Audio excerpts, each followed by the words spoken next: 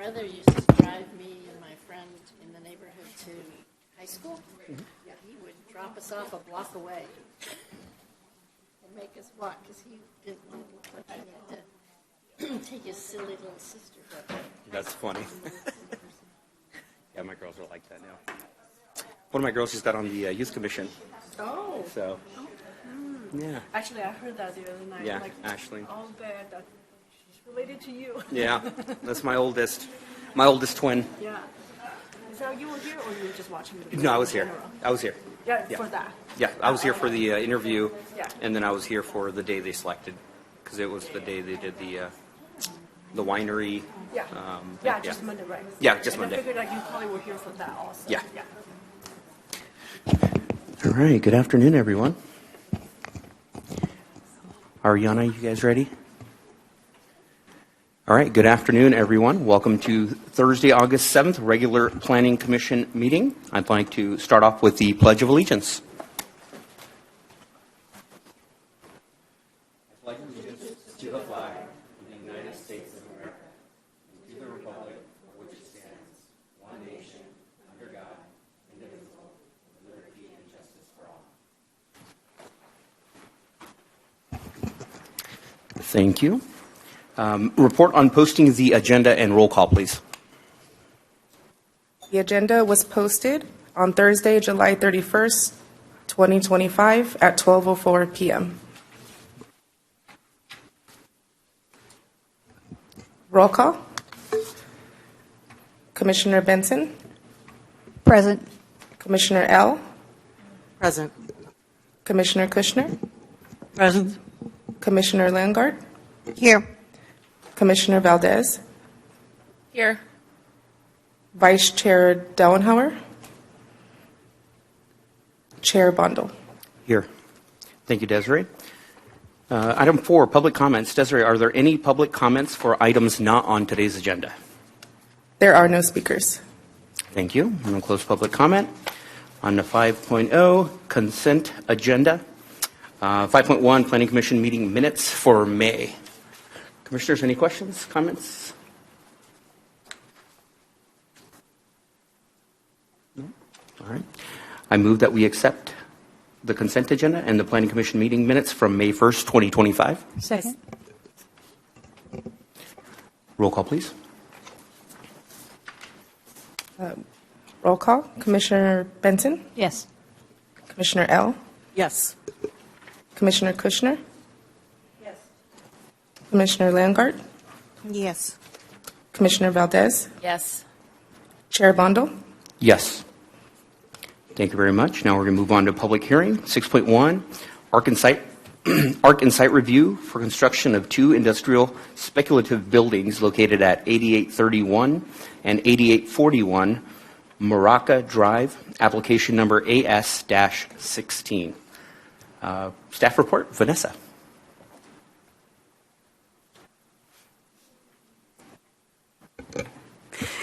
Good evening, Commissioners, Chair, and members of the public. The item before you tonight is Architectural and Site Review 24-16, located at 8831 and 8841 Maraca Drive. The project site consists of 2 vacant parcels that equal to a total of 1.67 acres. The site is located west of Maraca Drive, east of Monterey Road and Union Pacific Railroad, and north and south of existing industrial buildings. The project is also located within the Limited Industrial Zoning District, the Murray Las Animas Overlay District, and the Industrial Land Use Designation.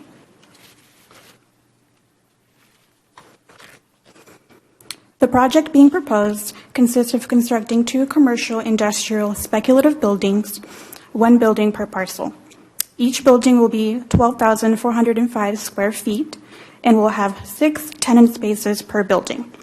The project will have 72 total parking stalls, 2 trash enclosures, perimeter landscaping, and 2 stormwater management facilities.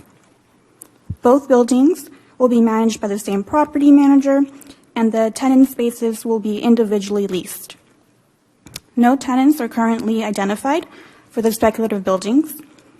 but it is intended to attract low-intensity commercial and industrial uses that are permitted in the limited industrial zoning district. Some examples of allowable uses that could potentially go into the buildings include office, warehouse, and low-intensity commercial uses such as building material cells. The anticipated operation hours will range from 6 a.m. to 10 p.m., and there will be no more than 40 anticipated employees on site and no anticipated heavy truck traffic.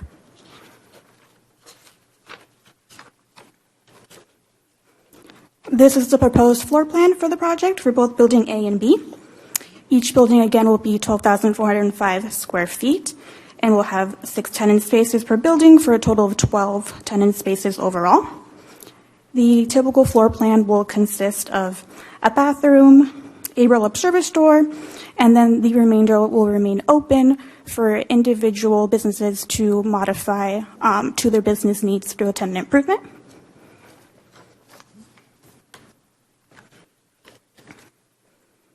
Here we have the elevations for the proposed buildings. Again, both buildings will be identical to each other, and the max height of these buildings will be 26 feet. They will be constructed out of metal siding, will have metal awnings over tenant entrances, and will have large aluminum storefront windows on the corners of the front of the buildings. The front elevation will also include decorative trellises, both freestanding and wall-mounted. And the color palette will consist of gray colors and a teal accent color along the roof line.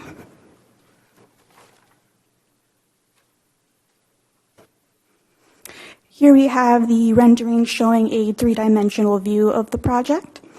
This helps visualize what that front east elevation will look like with the large storefront windows, landscaping, and the trellises.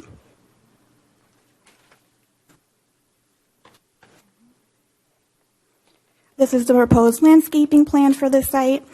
There will be 17 European hackberry trees planted along the rear and front property lines, along with other shrubs and ground cover along the side property lines.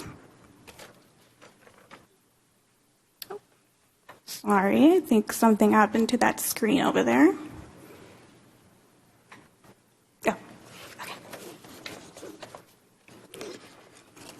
The landscape plan also shows the trellises that are going to be planted on the rear and front property line that will have the pink jasmine vine growing on it.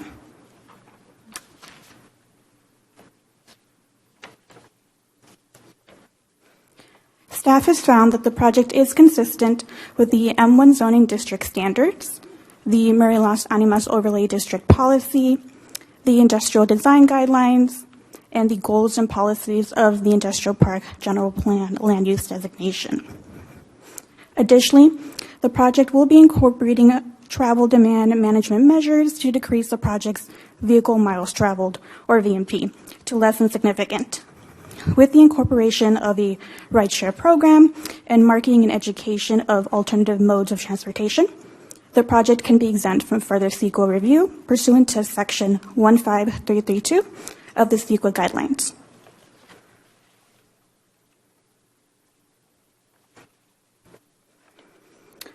On July 24th, 2025, staff mailed out 261 public notice postcards to notify all properties within the Las Animas Overlay District and all properties within 500 feet of the project of the upcoming hearing. The project was also noticed in the Gilroy Dispatch newspaper, and the applicant installed 2 project notification signs on site. Staff did receive a comment letter from a local community group which promotes reduction of greenhouse gases and multimodal transportation, and copies of that letter are provided at the front. The letter suggests that the letter lists suggestions that the project could incorporate. The applicant does acknowledge the letter and has agreed to incentivize biking to and from the site by providing an air pump station for use of bicycles. Additionally, a question was received from a representative of the NorCal Carpenters Union regarding the project's valuation, and that information was provided to the union representative.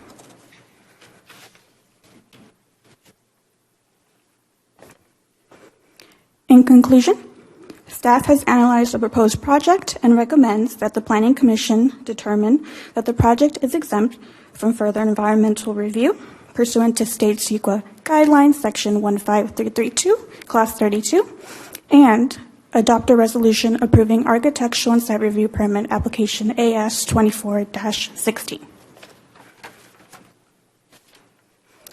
And that concludes my presentation. I'm available for any questions, and we have the applicant in the audience as well for any questions. Great. Thank you, Vanessa. Commissioners, any questions for staff? Go ahead. So firstly, I want to say this was, I thought, a very beautiful design for an industrial area. The vegetation that was selected was really quite nice, and that the jasmine facing the train tracks, so when you're driving down Monterey, you know, as it grows, and even in the winter as it grows, it'll still have the, when all the leaves fall and everything, it'll still look, I think, beautiful bare, and it'll look beautiful in the springtime and the summer as well. For the bike pump, is that going to be in a secured location for the tenants, or would that be in public? I don't want to say publicly accessible because it's in private property, but is it going to be not locked up? Out of curiosity. I believe this site will not be gated. The applicant has indicated potentially placing it near the EV charging station, so that way both the vehicles and bicycles can use it. Thank you.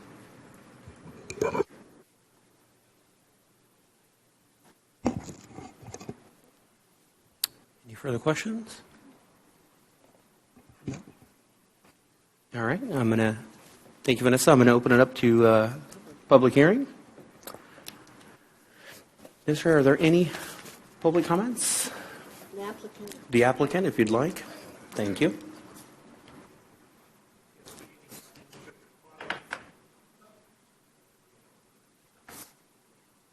My name is Joe Torquato. I represent the private owners that are looking to develop this piece of property. And I guess, first of all, I'd like to thank Vanessa and the staff for their interactive work with us and getting through a significant workload. Part of the landscaping plan was part of planning's dialogue and direction, and so I think it did turn out to be a much better project. Some notable things about this particular project.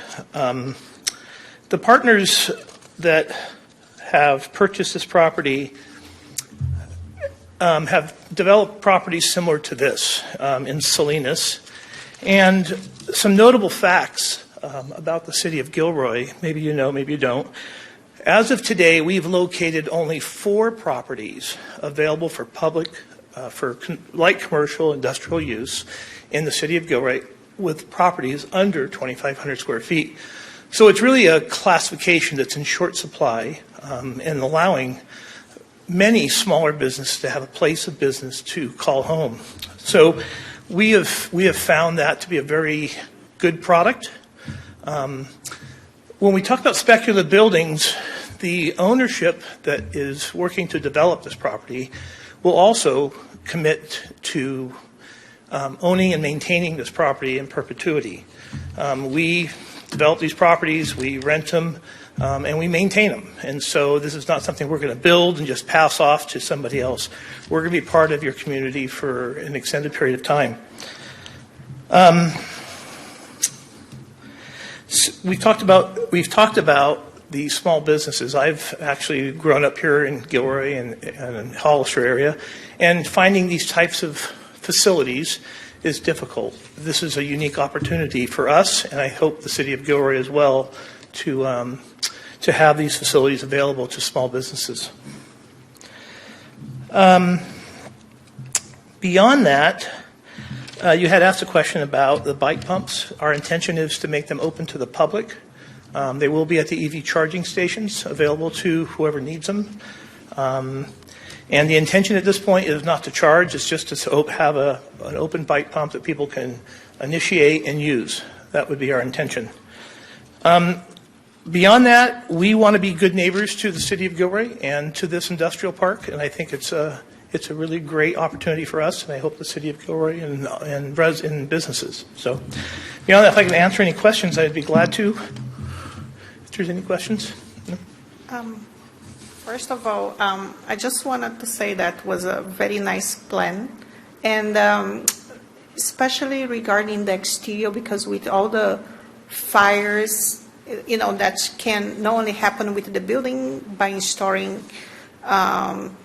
materials, but that can come from outside. I think that was a great idea of having the metal siding and roof. I also would like to thank your staff for, guide you, to make, it just a little bit can make so much better in the long term. Like just even a plant or something, it's not just like industrial box. Right. So if those are kind of details that adds and we look for, besides of course the functionality of the building, but so overall it's Thank you. Thank you. I like the plan, was very well done. We intentionally, in fact, most of the facilities we put together like this, it doesn't take a lot of money, although this one here was more significant, but to make it look like it's not a prefabricated building. It has different textures. We put windows to break up the walls. We put parapets around the whole roof system to block all the rooftop view.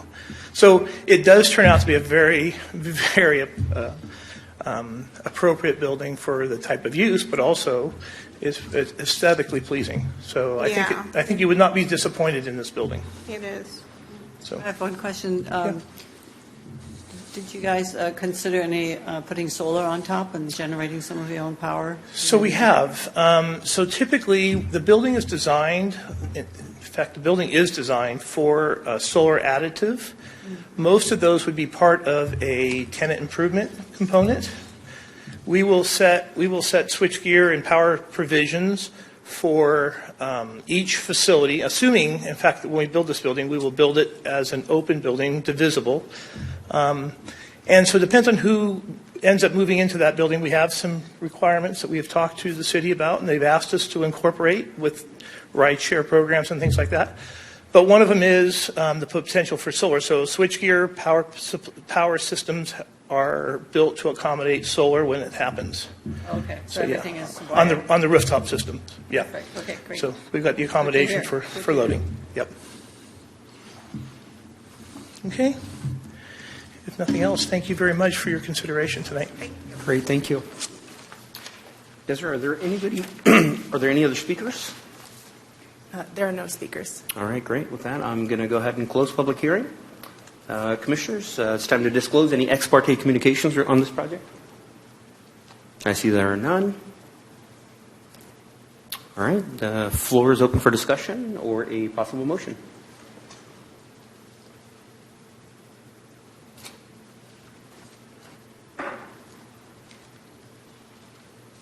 If there's no discussion, may I make a motion? Both at the same time? Okay. I don't do this often, so you know. So I'd like to make a motion to determine this project, 61A, determine this project is exempt from further environmental review pursuant to state CEQA guidelines, section 15332, class 32, and B, adopt a resolution approving the architectural and site review permit application AS 24-16. I'll second that motion. Thank you. Roll call, please. So we're having some technical issues with the system. The motion will not display on the screen. Roll call. Commissioner Benson? Yes. Commissioner Ellie? Yes. Commissioner Kushner? Yes. Commissioner Langard? Yes. Commissioner Valdez? Yes. Chair Bundle? Yes. Thank you. That passes unanimously. Congratulations. Thank you. All right, moving on to 7.1, new business, Planning Commissioner Training, an overview of the California Environmental Quality Act, CEQA. And the presentation is by Jolie. for some reason, I thought we were doing staff reports first, sorry. Yeah. So I guess I'll go down there.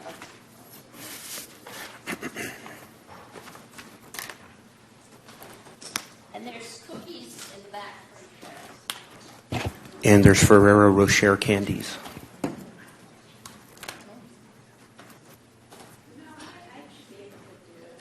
Jolie, do you have an indication how long the training piece is going to be? Thank you. So, that sounds good. No, that sounds good. And I want to introduce my associate, or our associate, Jared Burkholm. Hello. I messed up his last name, so sorry about that. Please turn the microphone. Yeah, now it is. So this is just one of the ongoing trainings that we've been trying to do. We've done general training, we've done land use training, we've done, conflict training, stuff like that. So this one, Sharon and I, and Andy, we were talking about it, and it's just a very basic CEQA training. So when you see stuff that it says, oh, this is exempt as a class 3, infill exemption or something, you have a little bit more of an idea about it. So, and then I go, here we go. So, CEQA was adopted way back in the 70s, and it was a statute to inform local agency. They sometimes say local agency, government agency, or state agency, but for us, we're a local agency, and CEQA applies to us. But it's to inform the city and the public about a proposed activity, which would be a project, of the potential environmental impacts. It's used to identify ways to reduce, avoid environmental impacts. It's to help prevent environmental impacts by requiring project changes, via alternatives or mitigation measures or even conditions of approval. And it's to disclose to the public the rationale for the city's approval of a project that may significantly impact the environment. And so one of the misconceptions about CEQA is CEQA doesn't approve the project, but you need CEQA approval to approve a project. So you can, if you deny the CEQA document, you should not approve the project.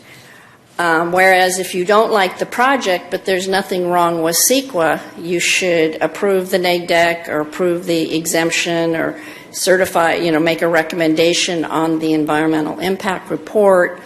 And then if you want to change or modify the project or even deny the project, that's different. So I always say if you don't want to approve the project, don't kill it by CEQA, but kill the project. I know I shouldn't say that publicly, but that's the way. If you really don't want the project, but there's nothing wrong with the CEQA, you should go forward with approving the environmental document. And again, CEQA is really just an information document. It is to explain to the public, look, we've looked at all these different areas, water, air, certain animals, certain, are there any historic impacts, historic resource impacts? And you either have to, there are some, and you need to address them, but that's just the whole purpose of the environmental review. Oh, wrong button. So CEQA is governed by 3 primary sources: Public Resource Code, the CEQA guidelines, which I refer to in the rest of the PowerPoint, and judicial opinions, Court of Appeal and Supreme Court opinions. And out of all the statutes, CEQA is really heavily dependent on judicial opinions. And it's been around for a long time, and the state, the appellate court and the Supreme Court decisions have really helped shape the environmental guidance. And there's always new CEQA cases coming out, and they're very helpful. So as land use practitioners and city practitioners, we really try hard to stay up with all the different CEQA decisions. And we can refer to them a lot of times by name, which is sort of our jargon.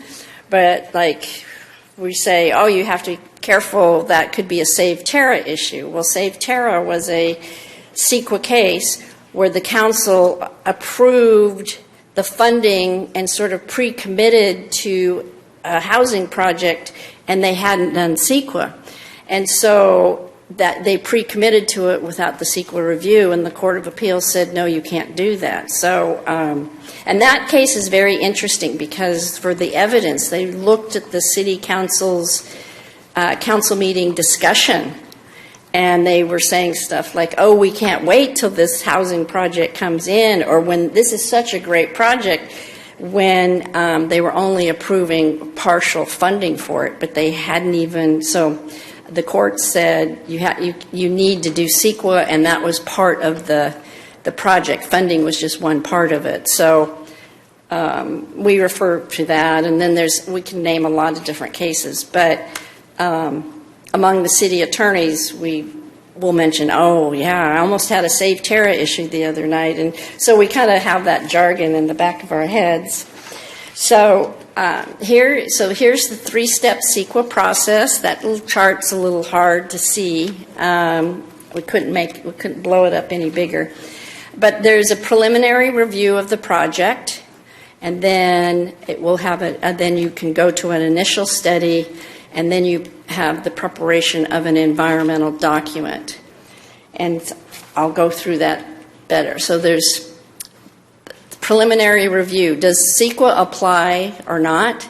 And if CEQA applies, the first step would be, is it exempt? So CEQA applies to discretionary projects, and discretionary means some sort of exercise of judgment or deliberation. And a project means an activity that has the potential to cause a direct or reasonable foreseeable indirect project or change to the environment. And project, there's case law on this, and it's also in the guidelines. Projects means the whole activity, the whole of the action. And what the courts can overturn a project if you piecemeal the project, and there's actually segmenting cases or piecemeal cases that someone tries to chop up the project so they don't have to do a whole environmental impact report, maybe try to do it all on exemptions or all on negative decks or something, when they should look at the whole of the action. So it's important because the whole of the action will have different impacts than just maybe the individual pieces. So that's so a lot of those cases are, you know, you're building something and there's a road to that building, but there's going to be future buildings or to that project, and you're only doing one part of it. So you have to be careful not to piecemeal your project for CEQA.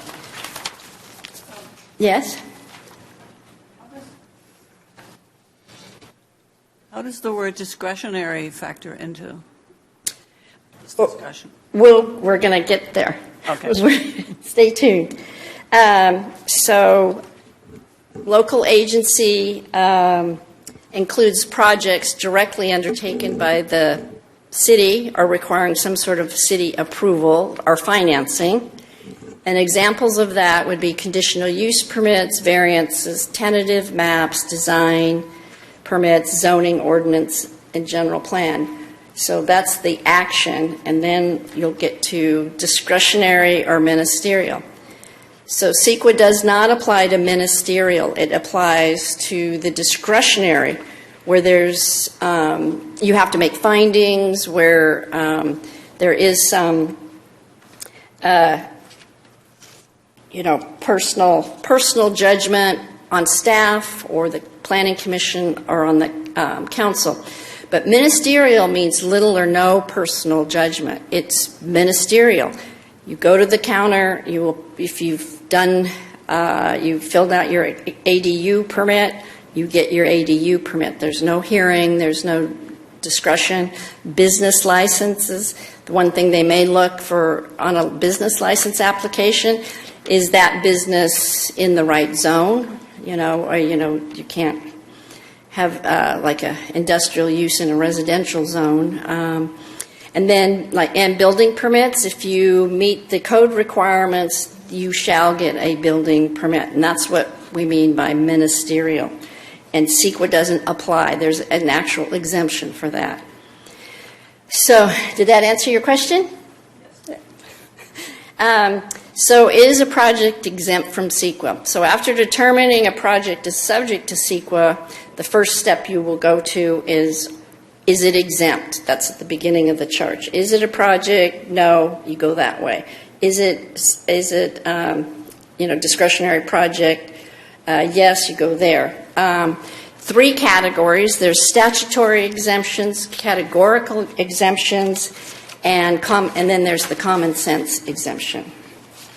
So statutory exemptions, they were enacted by the legislature. They chose certain things, activities that would be exempt. They're located in the Public Resources Code and the CEQA guidelines.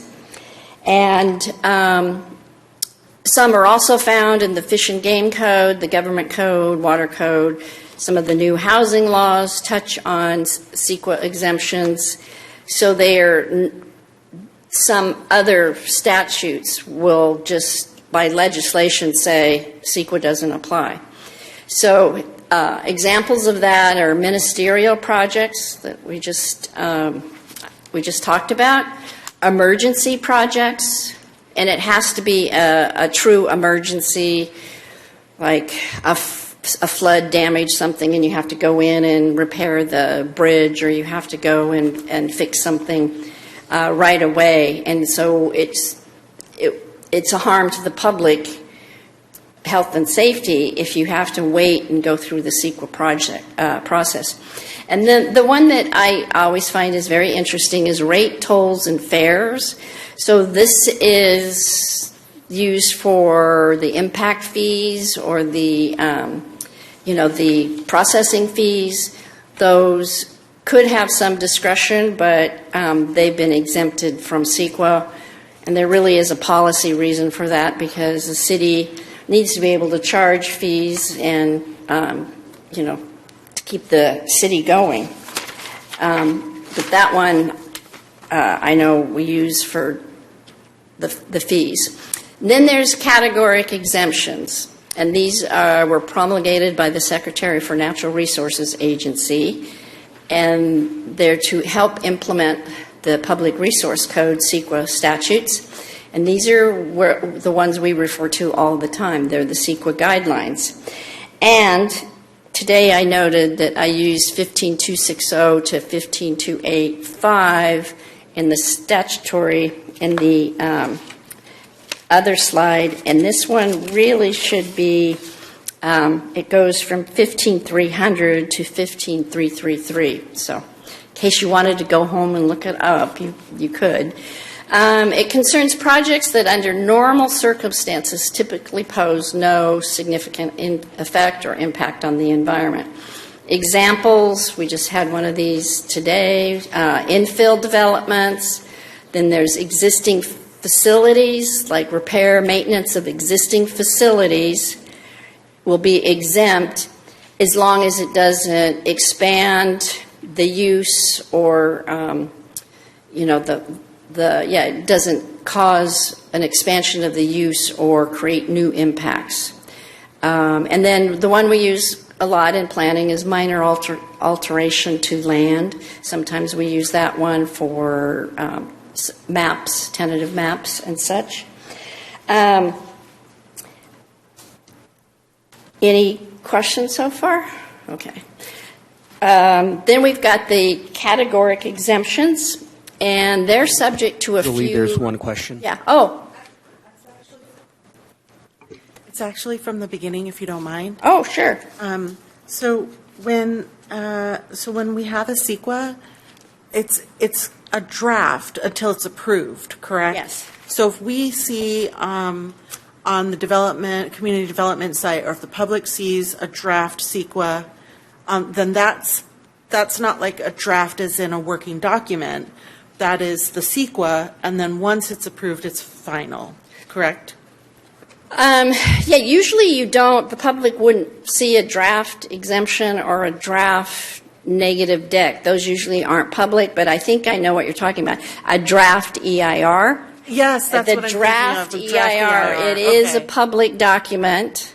Yes. And then that's a few slides ahead, back here. And then it's circulated, comments, and then you respond to the comments, and then you've got your draft, Okay. and then you've got your response, your comments and your responses, and then that makes up your final EIR. Okay, that's what I was confusing with. So the CEQA is final when we see it. Yes. Okay, thank you. It's final when you see it, and it's a draft EIR, and it will become a final EIR when all the comments are responded to.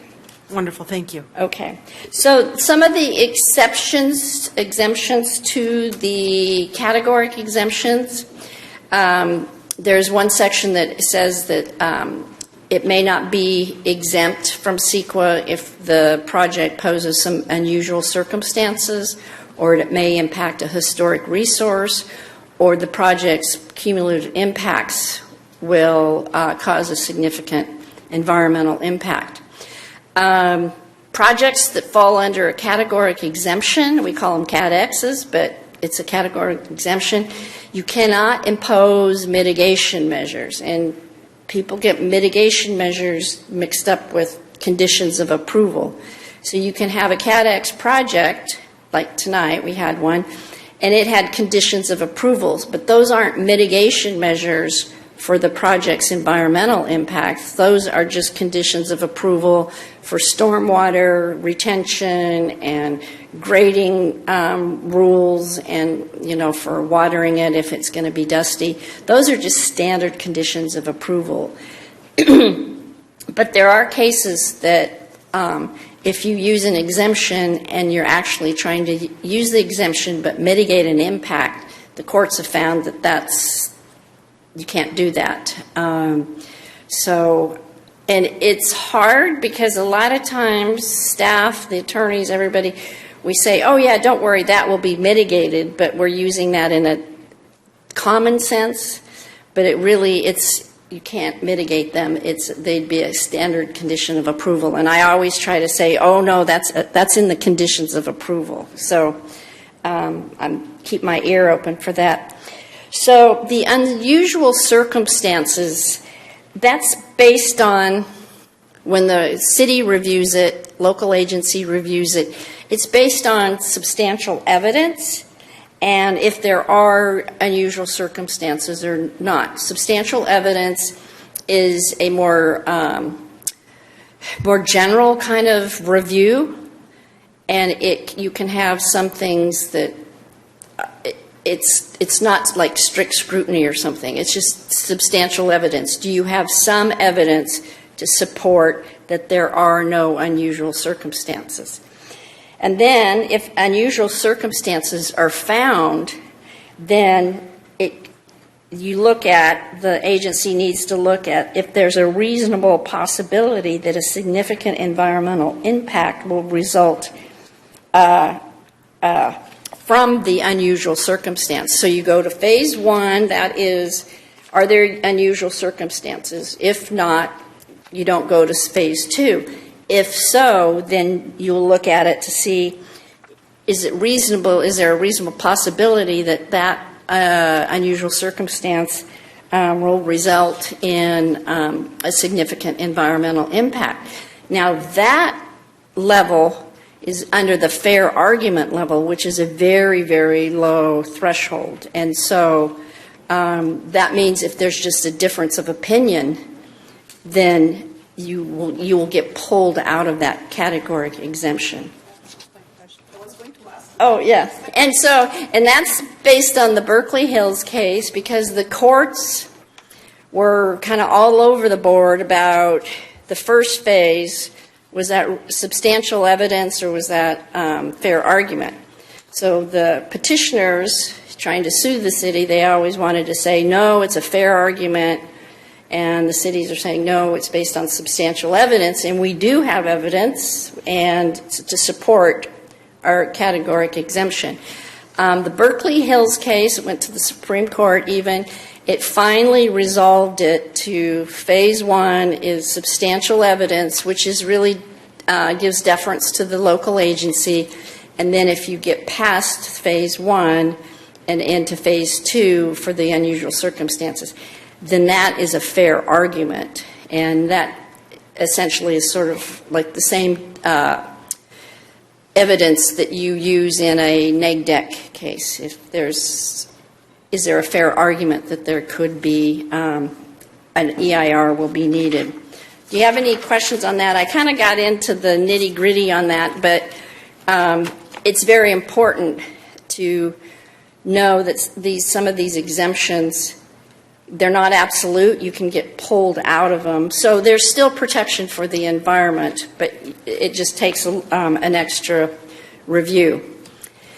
Then there's the common sense exemption, and that one is where it can be seen with certainty that there's no possibility that the activity may have a significant effect on the environment.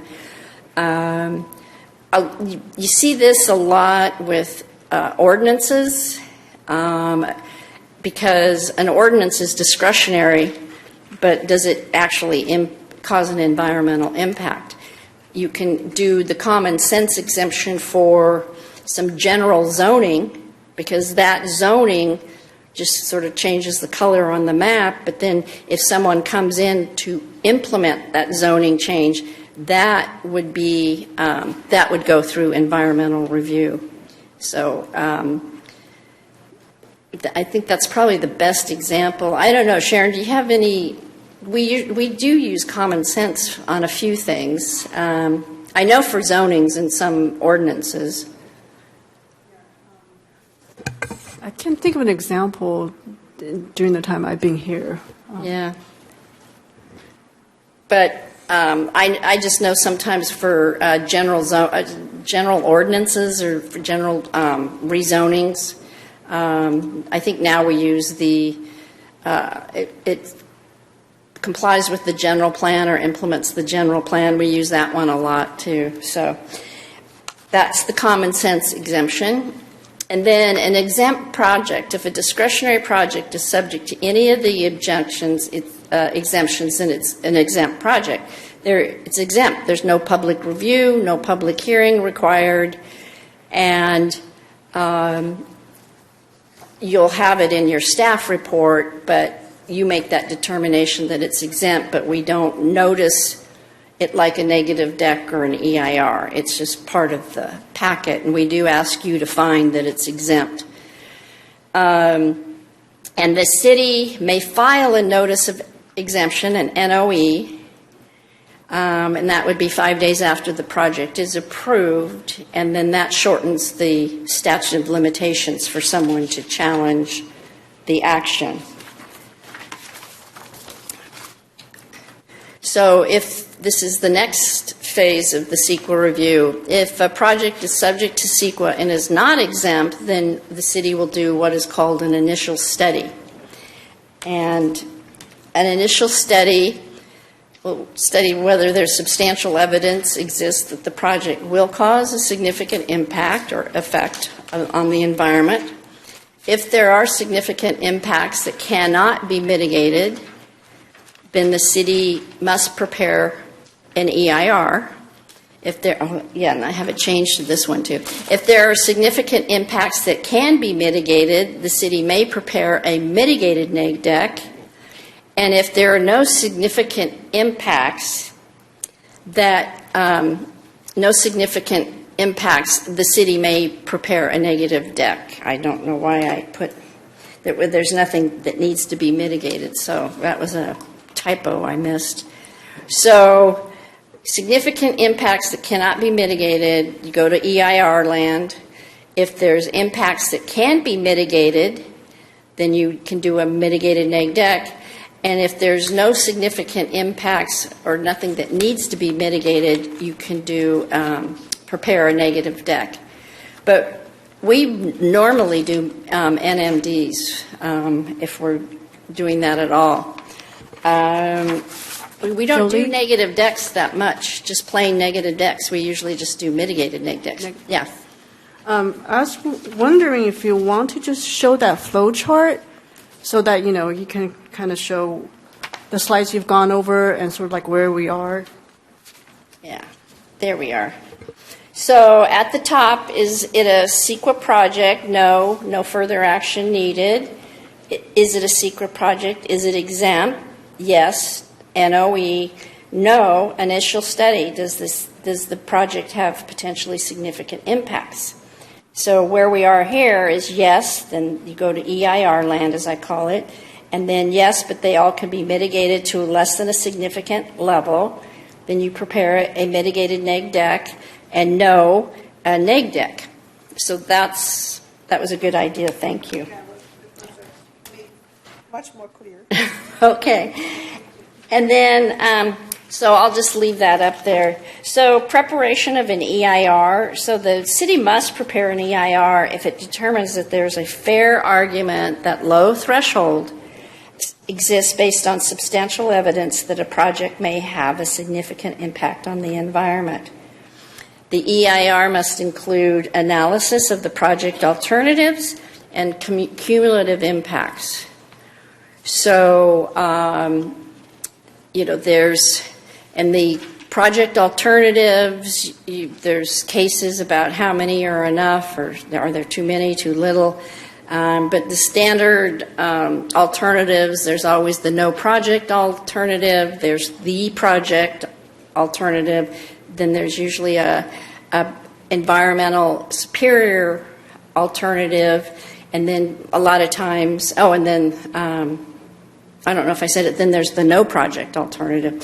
So that in that document in the EIR gets analyzed, so the public and the decision-making body, you get to see all these different alternatives, and you can decide to certify the EIR, or change the project, or choose one of the alternatives that's not the project alternative. I mean the project. The EIR process starts with an initial study, just like a neg deck or mitigated neg deck. There's the preparation of the draft EIR. That's what Commissioner L. was talking about. Then there's public comments on the draft EIR. And those can be no less than 30 days. We usually do 45 where we circulate it. And then there's the preparation of the final EIR, including responses to comments. Then the city certifies the EIR. So you adopt a mitigated neg deck, or you adopt a neg deck, or you approve a exemption, but EIR is certified by the local agency.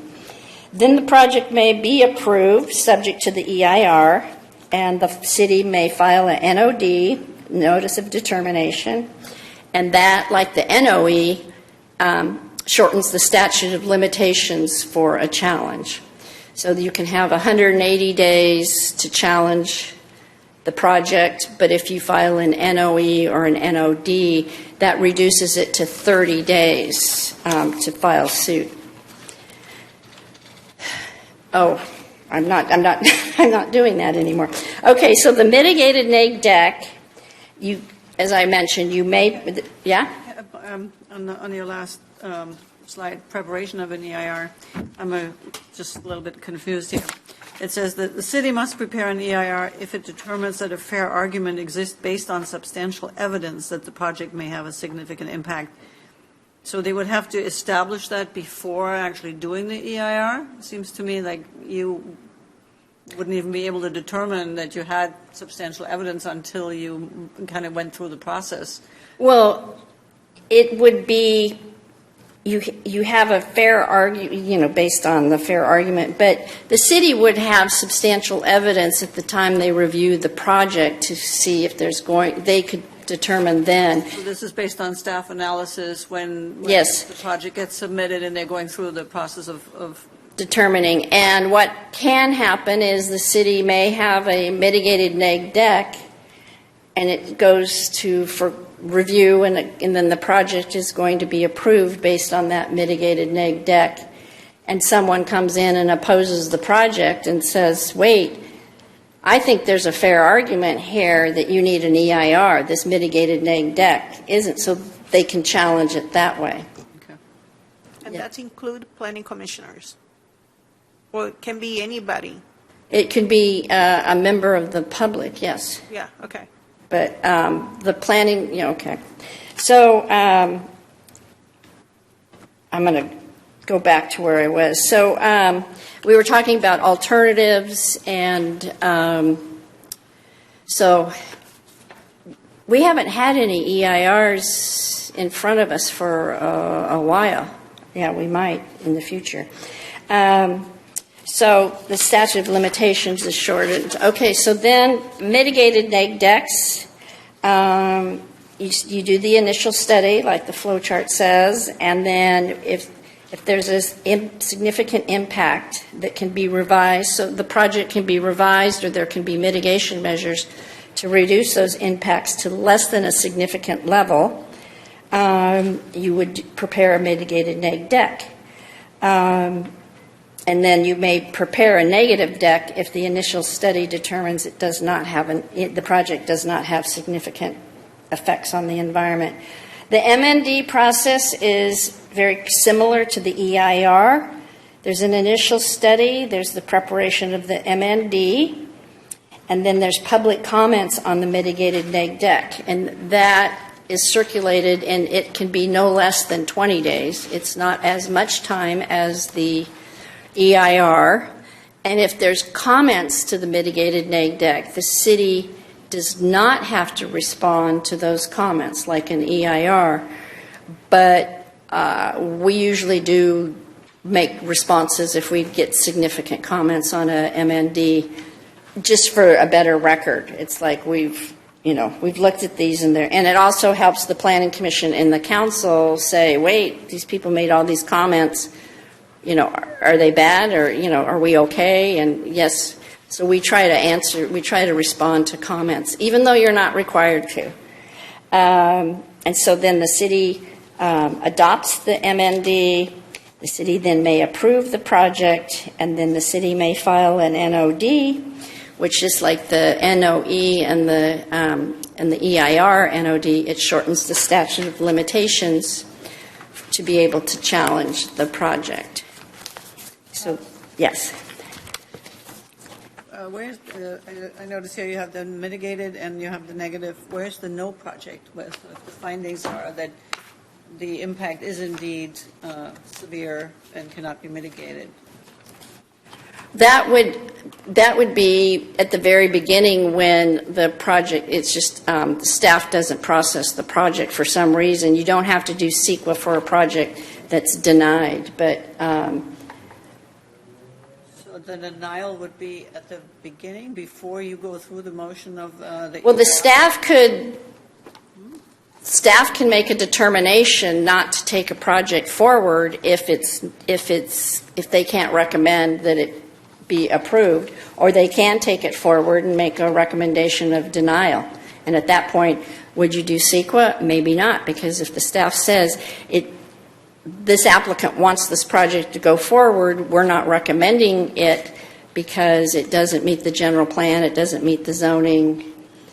But some of the housing laws have changed some of that as well. But you get into the no project alternative only in an EIR. You don't have that in a mitigated neg deck or a neg deck case or an exempt case. The city's already decided that this project meets the zoning and the general plan and can go forward to be approved based on an exemption or a mitigated neg deck or an EIR. You still look confused. You think that you can just deny a project? No, quite the opposite. Yeah, oh.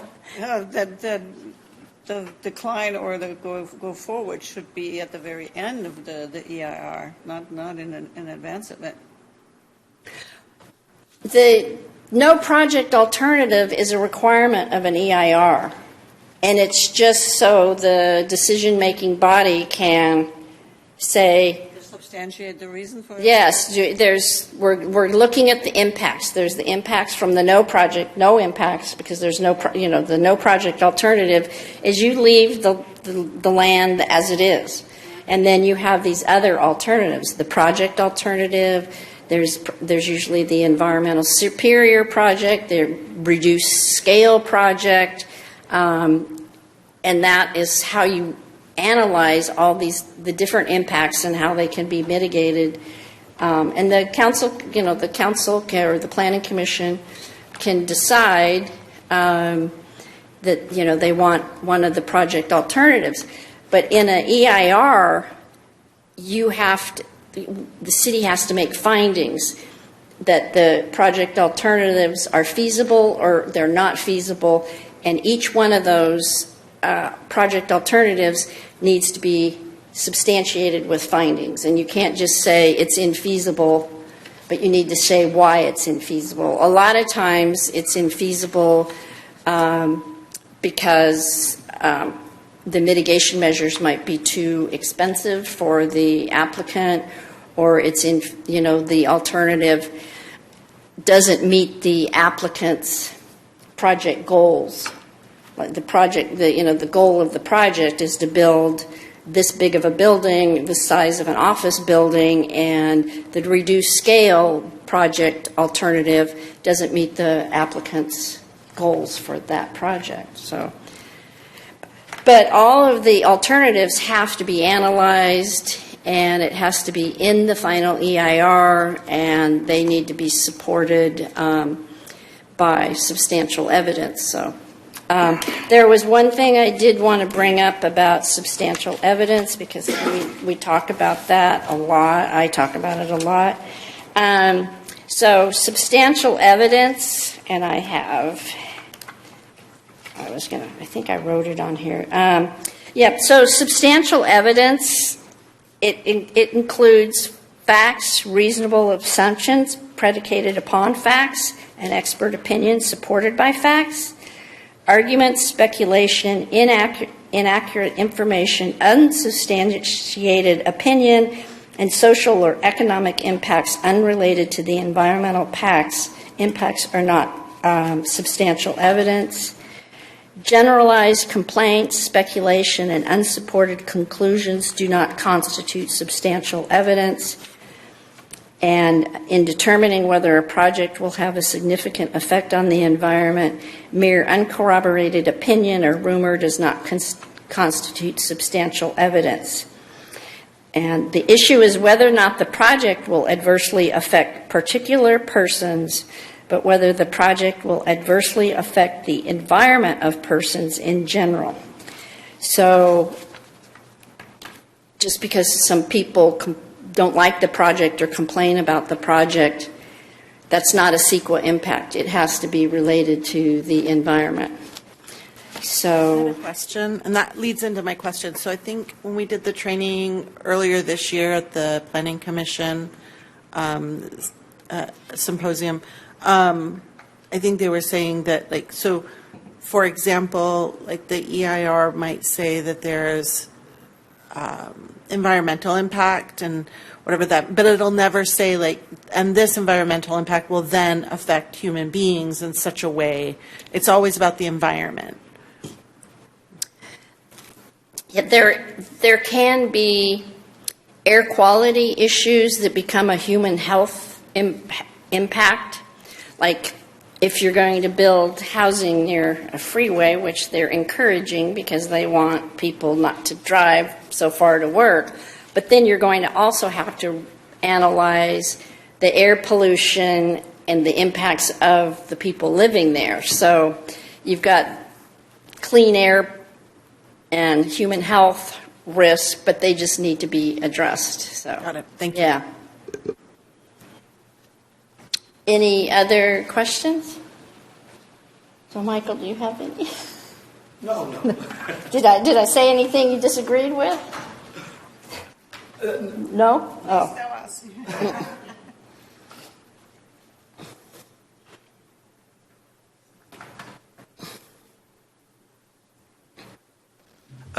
Good evening, by the way. You haven't met me yet. I'm the planning manager with the City of Gilroy, Michael Fasadi. And at Jolie's defense, typically the planning department, we work in the CEQA, so Jolie doesn't have to deal with some of these projects. So speaking specifically, the questions I had heard specifically about the projects, the one thing I just wanted to share, and you're right, the common sense exemption, that's typically the Planning Commission.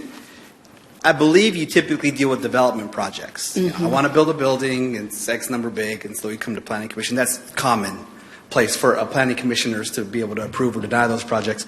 The common sense exception is typically with policies that are associated with the future development, or just how the city's going to interact with the environment. And so the common sense exception is used because by approving this policy change, it's common sense. It's not going to affect the environment.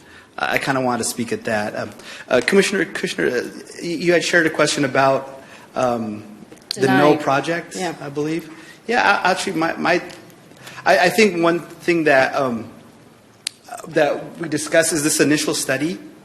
If you determine a project is not exempt from CEQA, the planner or the CEQA consultant goes through a checklist. So the question Commissioner L talked about, what's the environment? This checklist has, I believe, like 23, 24. Yeah, Appendix G? Appendix G. Yeah, I think I brought it, yeah. And aesthetics, air quality, cultural resources. There's these sections that we consider as the environment.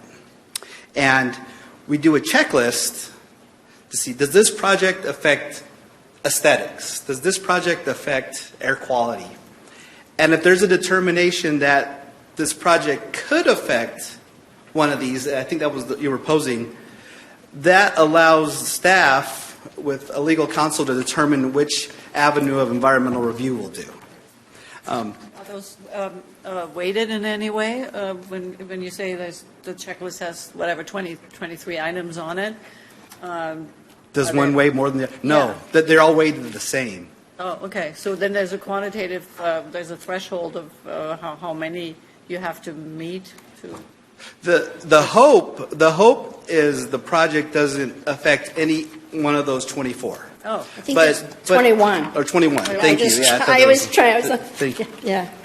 But as Jolie had stated, if it does, then that tells staff we have to go through a more environmental review. And that's where, because there's this potential, and then we kind of go through the mitigate negative declaration, the negative declaration.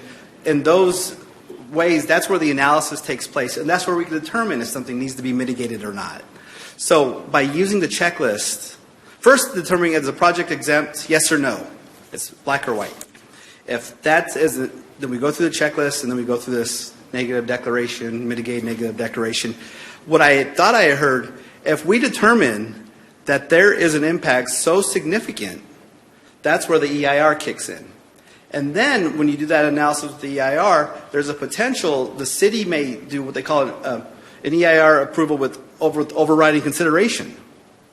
And the argument, and this takes brought up to the Planning Commission, is the project is so supportive to the policies that the city values, that this impact that it's going to be made is less weighted than the gain that the city is going to get. I mean, forgive me for saying that not as eloquently, but I believe if you understand what I'm saying.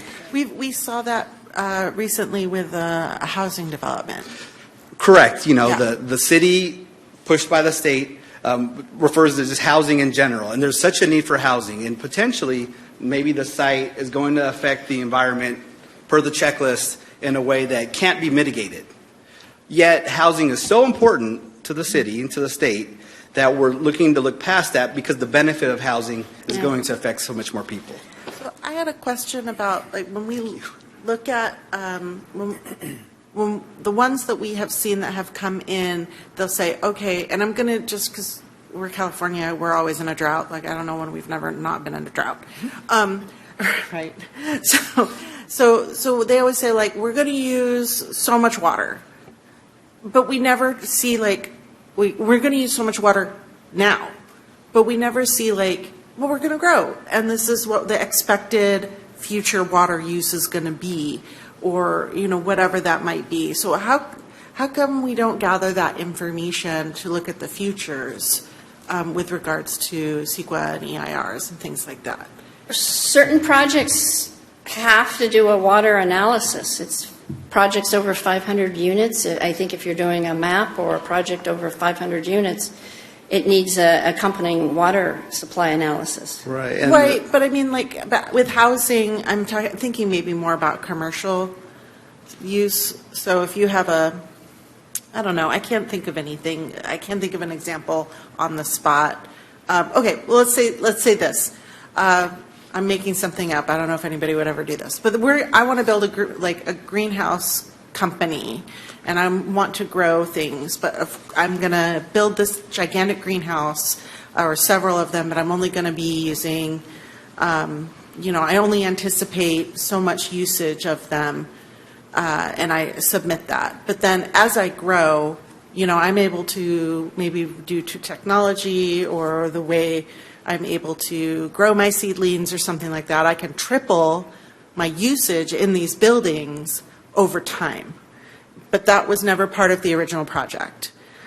And I know this because I know my neighbor and competitor is doing it. So I can anticipate, so I'm going to take it back. I can anticipate that here's how I'm going to start with so many thousands of gallons, but I know in 10 years I'm going to be using 3 times, 4 times the amount, because I know my competitors are doing that and I want to get in on this business. We don't ever see those futures, or like if we're seeing like traffic or anything like that, we see sort of a snapshot in time. Well, What I would say is that gets into the whole of the action. If you're going to build this size of a greenhouse, but you would want to look at maybe the maximum size, and you would analyze that for CEQA purposes. Right. The hydrology and water quality is a Part of the component checklist. Yeah. So in defense of no one knows the future. Right. So I love Commissioner Ellie how you said it. It's like the snapshot in time of our current conditions. And so there's 2 ways depending on if it's in a city and they have a utility and they're able to provide X number of quantities of water, that's not going to affect the city's operations. Potentially, it's not an impact. You go out to a county that doesn't have the infrastructure, potentially that is an impact. But one thing I love what Jolie said, CEQA is only one component of it. The project itself will make that determination, whether it affects the environment or not. Okay, I think I have a better way of maybe explaining this. So when we looked at our 2020 water report, right, there was this is our estimated housing and housing growth and usage, and then, okay, I might have answered my own question. So then we had like a commercial growth estimate, and in my mind I was thinking like, as companies grow, they use more resources, right? But I think, this is the wrong audience probably, or is that that we have more companies coming in using resources, not the companies that are already there are growing? Are you talking about like phases of a project? No. Okay. I think she's thinking maybe about cumulative impacts. Yes. Yes. I think that report might be cumulative impacts. Kind of thing, forecast, Yeah. right? Yeah. Commercial, Well, specifically. Yeah. So CEQA has what is called a project setting, and that's the baseline, and that is your project is in the pipeline, and there's some other projects that are in the pipeline, and that snapshot of time will consider those projects because it's foreseeable that maybe there could be cumulative impacts for growth, for traffic, for water demand, and you try to analyze that. But really, like, the baseline is you coming in with your application and trying to do the best forecast of what that project's impacts are going to be. Okay, thank you.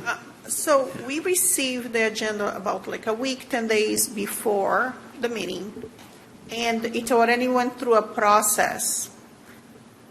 But then if there is any finding during the meeting or just before the meeting when the agenda is posted, any important finding, considerable finding that could like potentially, affect, rethink the CEQA analysis of the project. So is there a way to file a report, like a documentation during, when we are here, to, like, let's say, put a project on hold, let's go analyze this and redo the CEQA of the project, the analysis? No, well, Jolie, you tell her that would already be addressed in the findings, because you have to mitigate It would be anything. addressed in the staff report, and already. if during the public hearing process, people come and say, hey, you didn't analyze, the spotted toad or the butterfly, and it's not analyzed, then that we could go back and have the CEQA consultants review that. Yeah. It's an iterative process, and the CEQA for the project, and I was going to talk about this if it came up, and it's coming up, a member of the public has standing to present evidence into the record, and it can be oral or it can be written, and complain. And if we get enough of those complaints, then sometimes the project gets continued, and we take it back to the environmental consultant or staff, and then we try to explain it either at that planning commission meeting or the next one if it gets continued, or if it goes to council, we will have responses to those concerns so we have a good record. The staff report should include all of the CEQA impacts. I'm just going to walk along here and show you like what the checklist looks like. Why can you send us through email? Yeah. So we can So have. you can see that it says, here's aesthetics, potentially significant, less than significant with mitigation incorporated, less than significant, no impact. And this is what the planners will go through and check. And that's how they determine that. And I think we've seen the checklist in some of our But I CEQAs. guess It's if been a goes- while. If it goes to common sense of the person who is writing this down initially. Well, the staff member reviews all that for their Yeah, checklist. I understand that. Yeah. Doesn't mean it's completely locked, because somebody may come here and say, okay, I have this finding and I think you should take in consideration, and that's when it goes back to you, to the city staff to reanalyze. Well, Right. the way it works is we determine if there's an effect. There's an analysis done. This is all before it gets to you. Yeah. There's an analysis done to determine if that effect is accurate or not, or if the effect can be mitigated. Once there's a determination, we go to the Planning Commission to adopt the environmental document, or whoever the authoritative body is. Decision-making body. Decision-making body. Yeah. The way SEEK was built, the onus is on protecting the environment. So to your question, if someone comes at the 11th hour and there's a frog that's not, Planning Commission can say, thank you for that, we're going to adopt the CEQA document. They still have a right to appeal. They even still have a right to eventually go through their administrative remedies and then file litigation. Okay, yeah, got it. Right. It just, Yeah, just because if it comes to the 11th hour, there's many ways. That's why some developers don't like CEQA, because it just creates this timeline. Yeah. Okay. The document dumps, yeah. Yeah. You can, before the close of the public hearing, someone can come in with, binders of information saying, oh, you didn't study this frog, or this house is really historic. And depending on what kind of evidence the city or the staff believes, sometimes you continue it or sometimes you just go forward because you have a very good mitigated neg deck, or you have a very good, solid EIR, and you're like, no, it was already covered. We've already responded to that. So I noticed that, basically, I would say most, if not every single time, when we're going to approve a resolution, it says to drop, the CEQA. That's why. So because that kind of locks the whole project moving forward, and that is not in between, at some point further on, somebody comes in with a new finding, and is that the reason why? Well, the majority of projects, in my experience, that the Planning Commission were reviewed, they're already categorically exempt. They're being developed in an area that we call infill, where the city already has the adequate utilities. Traffic, unfortunately, is not an impact anymore in regards to CEQA, but where the project can be developed without affecting the environment. And so they qualify for this exemption. And so the whole CEQA process, it's applicable because we determined it's a project, but they're exempt from the project because the quality of the project meets the exemption. Yeah, and there's another one that we use quite often because we have a new general plan. And so the new general plan addresses the build out of homes, and that considers the roads, the water, all of that. And so a lot of projects, if the zoning and the general plan have already analyzed it in this global 2040 general plan EIR, we also use that exemption a lot. Or addendum sometimes. Addendum, yeah. Mr. Chair?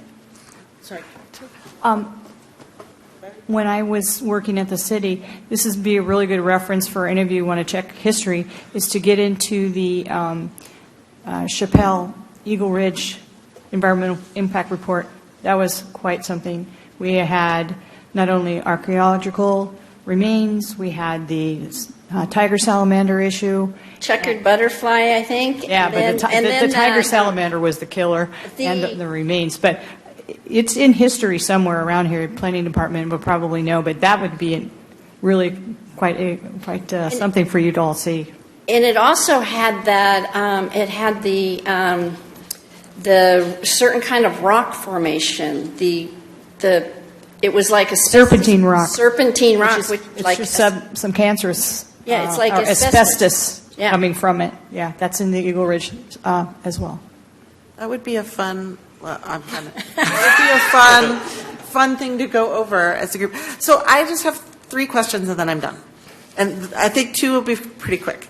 So one is, so if this project is denied, but the CEQA is approved, someone else, and then maybe the applicant's like, I'm done, I don't want to do this project, or I'm off to different things. Someone else can come in and use that CEQA for their project. Yes, no? They could if it was the same. No, because the projects will be different. Well, if it's identical, technically they could, but most projects are typical. Got it. That makes sense. Okay. Yeah. And then... it doesn't run with the land or anything. Okay. Yeah. That makes sense. That was, once I said it, I was like, oh, yeah, different projects, so it wouldn't work. So you mentioned, if the project goes to City Council. So, we understand that not all projects come through the Planning Commission. When would something not go to City Council? I mean, I know there's some things the city would not have discretion on, builder's remedy, once that's, I don't know if it goes to City Council or not, but it wouldn't matter because we have no discretion. But when would it not go to City Council? Well, let's say use permits and variances under the existing code. You're the final decision maker. And we would do, because that's a discretionary project, you have to make findings and everything, and we would most likely use some sort of exemption, and it wouldn't go to council unless it's appealed. Got it. And also, I think alcohol use, right? That stays, we're the final arbitrators on that. Yeah. And Oh, then, the looking for the impact of a new alcohol business, is that the ABC review? yeah. Oh, okay. And then, so when I see a lot for farmland, like, because we're developing on farmland, and then, but we're reserving some farmland because to counteract, to like mitigate. Where's all this reserved farmland? Like, where is it? Where are we reserved? Where is it in Gilroy? Well, it's future annexation, and this is what the general plan, the EIR on the growth had to do with. They looked at future sites and things like that. So, yeah, a lot of this land isn't in the city limits yet. Oh. And as it comes in, then you're going to have, urban service areas and things like that. They'll have to be reviewed and projects as they come in. No, And in the where is checklist, the they have preserved land? agricultural and forestry there yet. resources, and Part A, convert prime farmland, unique farmland, or farmland of statewide importance, as shown in the maps, and you analyze it even in the checklist. Is this going to, Right, but I see often that to mitigate that we're building on farmland, that we are preserving some farmland. that's a mitigation measure, and we have a ag mitigation policy. You see it more in the county level than you see it in the city level. Yeah. But that land exists? Not much in Gilroy preservation yet. No, but you can go, if you need to mitigate ag, you can buy it in another, you don't, you put it under a conservation easement in Got it. perpetuity. Okay.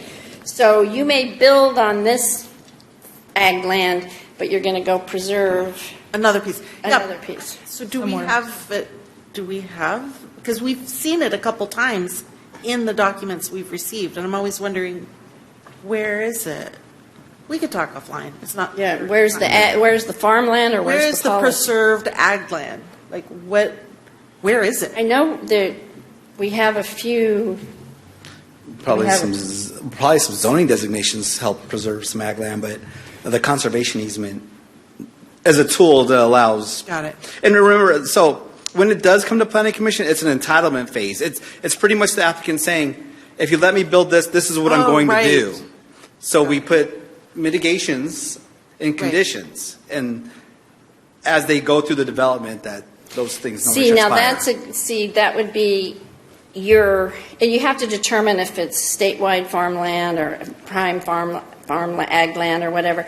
And if it is an impact to that would be mitigated by getting or putting some aside on your property, or putting another piece of property under a conservation easement. So I heard, I think you threw out the term builder's remedy. Where does that fit in as far as a project being, it's not really ministerial, right? It's Well, builder's remedy is ministerial, but you can require CEQA. CEQA. yeah, okay.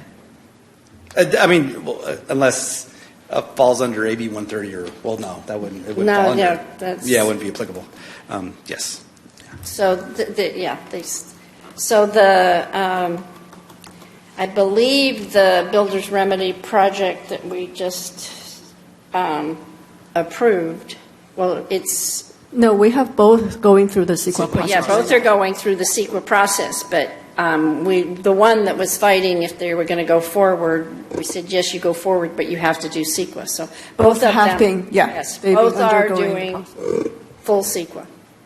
So, and we will see the draft EIRs for public comment as it being part of the. I don't think it will come to planning commission. They're going through, well, it's being determined right now what sort of documentation is going to come out of those, and they've all just started, within the Yeah, last so few months. Yeah, I thought I had heard that the public had an opportunity to make comments and, add to the list of findings. Yeah, they'll notify, like, it'll be at the library for you to go review it or look at it or whatever. But commissioners, we don't get the EIRs to look at. It's the agencies that get the EIRs to look at, like the fire and parks and, the state area, like the salamander thing. But we don't get it individually. But you can comment on it as a member of the public. There'll be areas for that. It'll be published as being where it's at. A member of the public, not, because we're not making, there's no decision-making on our part, so. Well, you can comment as a member of the public, but the planning commissioners don't get it to comment on it as the commission. Right. The state of California has an agency referred to the state clear housing. Right. So in order to start an environmental impact report, you have to document that with the state. They associate that with a number. And just the public are able to kind of see all the EIRs that are coming, not just the city of Gilroy, to the state of California, because there's so many projects happening. And that's where you get an opportunity to say, oh, I'm interested. And then you can kind of, I love how you said it, Commissioner Benson, then you kind of follow where it's located. Typically the city, by law, we put it on our website, say you can take it to the library. We used to print it back in the day. They give the public an opportunity to find that environmental document, or you can comment on it. And the city, as the lead agency, will also be required to, if there's another agency, not the lead agency, but another agency with reviewing authority, it could go to Caltrans, it could go to the Water District, it could go to... Bay Area Air Quality. Yeah, Bay Area, and then, so it goes out there, but then it also goes to the State Clearinghouse, and then that one that covers everything, so. Yeah, there's lists for all the agencies that need to tick off to go to. And Clearinghouse is the one who spreads it out, basically, right? They used to print EIRs when I worked here. Yeah, we still do. Yeah, we still do, and I think by law. Yeah, we have to put a available. copy of the libraries. That's when we buy the really thick binders. Right. Okay. That's the end of my... Thank you. Thank you, Jolie. Thank you. All right. We're going to move on to 8.1, Planning Division Staff Approvals. Any questions? I don't think we...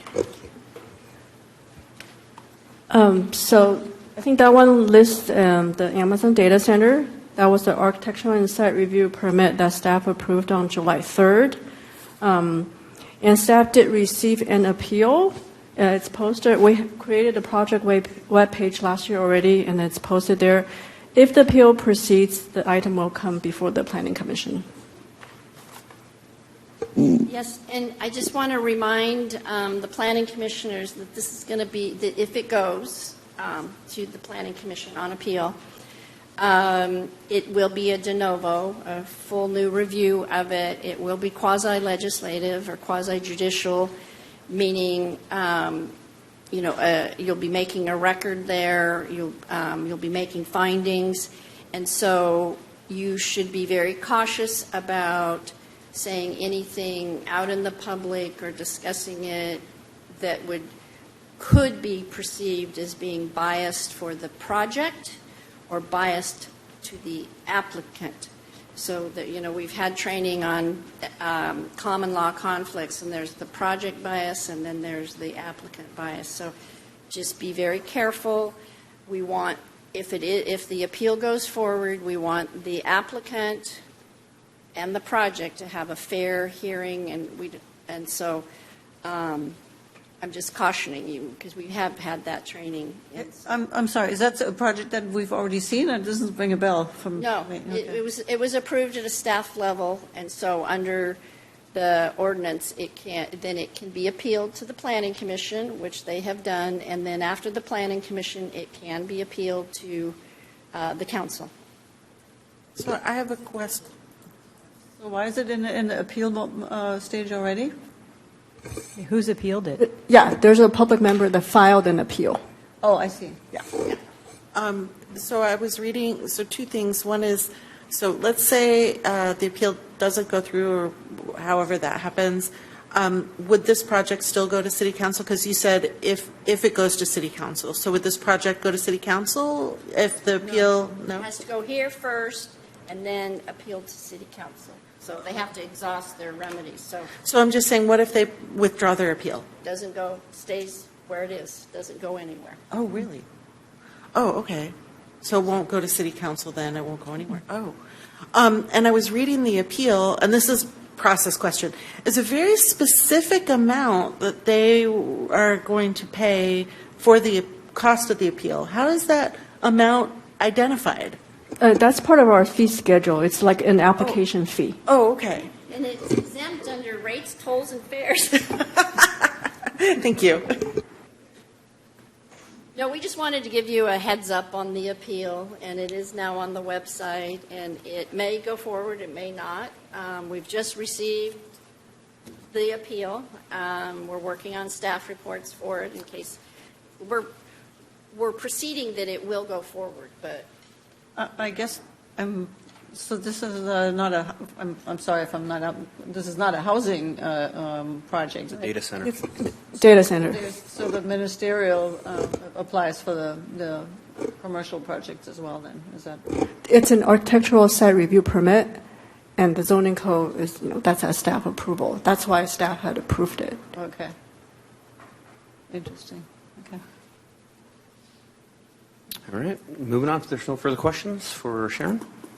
9, Planning Division report.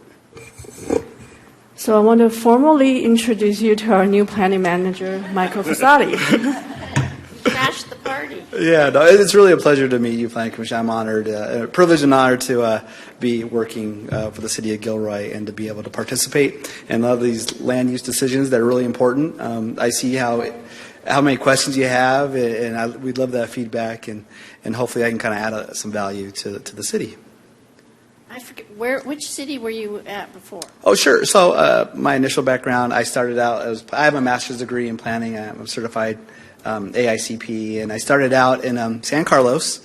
After a couple years in San Carlos, I moved to Saratoga, and we were a planner there for approximately 8 years. I decided I wanted to have a little bit more of an urban feel. You see there's a difference between rural and urban, and so my last job was a senior planner for the city of Milpitas. And I have an affinity for community development director Goey, and so I wanted to see if there's anything happening around her neck of the woods, and she shared with me Gilroy had an opening, which I applied for, and here I am. So I have approximately 18 years of planning experience. And our other planner went to Saratoga. Right. So ironically, a quick fact, I used to work in Saratoga with your other planner, Cindy McCormick. Both me and her started our second planning positions, and we worked for a number of years together. So we're still good friends. Her partner and my partner, we're all pals. So Cool. Yeah. Thank you. Thanks. Thank you. Nice to meet you. So the moral of the story is that we all know each other, all the different jurisdictions. The city attorneys are like that too. Yes, it's a small pool, so yes. And then just a quick reminder, I emailed several of you about AB 1234 training and also left your copy. So just please take a look when you have a chance. Thank you. Is this normal to get it this late in the year? No, it's twice a year. So if you recall, 2 years ago was actually September 30th was also the timeline. Thank you. Great. Thank you, Sharon. Assistant City Attorney report. I'll just report. I'm not speaking at the Planning Academy in the spring. Well, I'm not sure if I am, but I have been asked to speak at the City Clerks Conference in November on the administrative record. So I don't know if any planners will go to that, but it is something that, you always hear people talk about, well, it's in the record or it's not in the record. And you as planning commissioners and council and staff, we always try to make sure that the record is good and supports the city's decision. So anyway, it will be fun, and the title of it is Administrative Record, the Good, the Bad, and the Ugly. So It will help city clerks because they're tasked with trying to put together that record. Garrett's working on a record for me right now, and so he's learning about how you organize it, how you put it together, but it is the fundamental, planning commission, staff starts it, planning commission adds to it, council adds to it, and it's the basis for winning a lawsuit or losing a lawsuit. So we always are very keen on having a good record, not a bad or an ugly one. Mm-hmm. I'm excited about it. It will be fun. Great. Thank you, Jolie. And with that, I'm going to adjourn our meeting to the next one of September 4th, 2025 at 6 p.m. Thank you, everybody.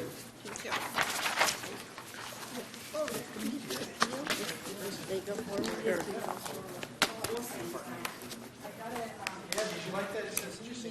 Oh.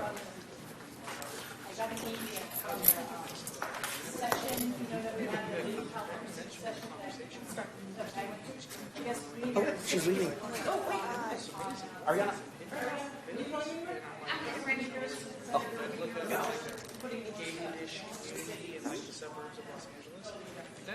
Yeah.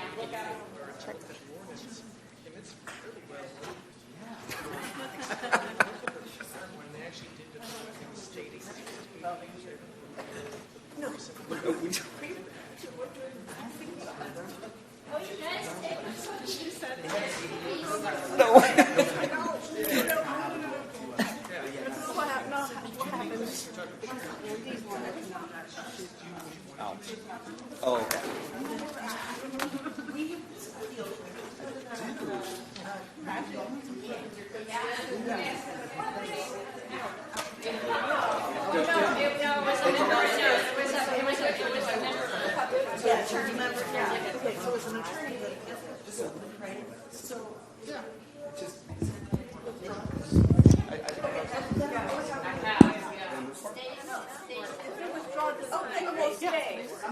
The approval says, when you say it doesn't go anywhere, I'm like, No, just a Thursday. Oh, okay. I'm like, wow, that really sucks up the applicant. Pay your $2,000. Then revoke it, and then the project doesn't go anywhere? I understand.